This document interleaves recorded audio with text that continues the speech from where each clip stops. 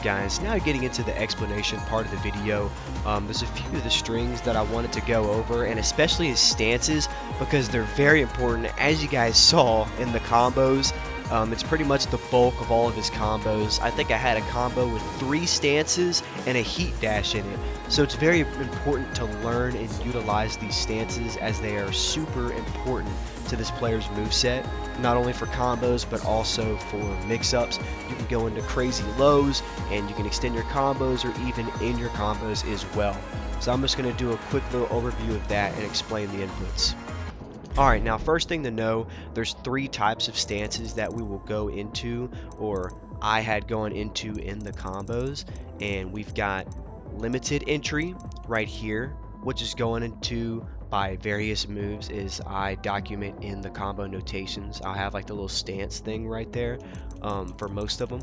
And then we have the silent entry, and then we have the dynamic entry. And the dynamic entry is the stance that you're going to be seeing the most.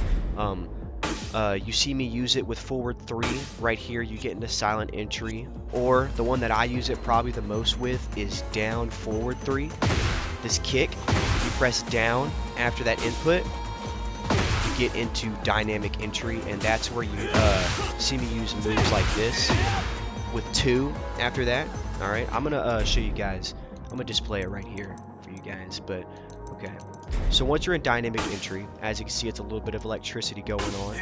Here's the 2 that we use, which you can use as a combo extender, or as you see in the top right, if you press up forward, this is very important guys, if you press up forward after the 2, you jump. And while you're in midair, press 3 plus 4, and you'll do the combo ender that I use for pretty much every single one of the combos. Here's what it looks like. Right there. And I use it for pretty much all the combos. Very bulky in damage. Great for ending off combos. But if you want to stick to just extending the combos, you'd want to use the Y right here.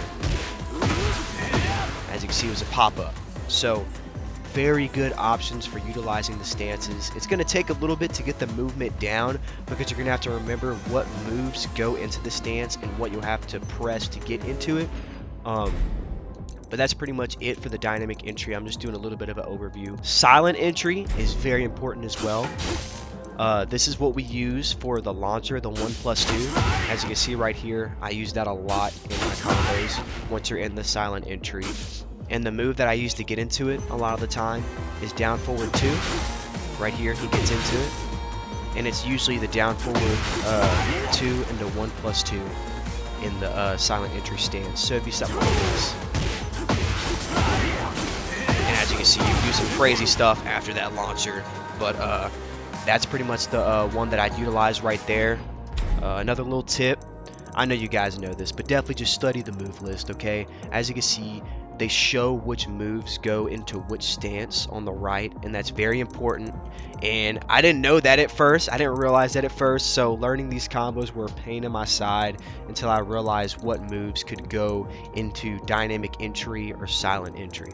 The third and last stance, this is limited entry. I don't think I used this one in my combos, but you can do a lot of mix-up options with it, so definitely want to look into that on your move list. It's very useful. You can even do a heat dash after, I believe it's, is it Y? No, it's 1. After the 1, you can do a heat dash. So you go into heat, and when you're in that one,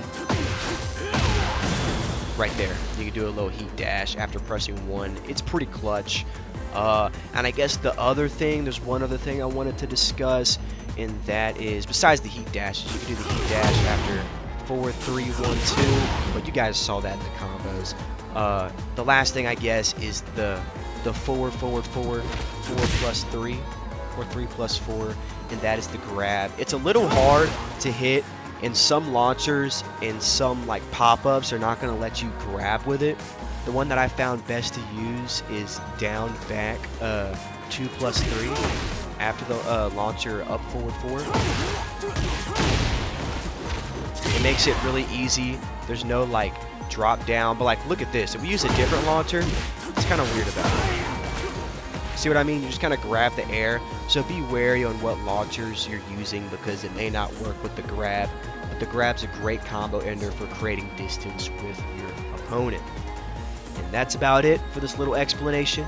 I hope it helped you guys out, and I hope you're having a great day, and I'll catch you all in the next one. Thank you.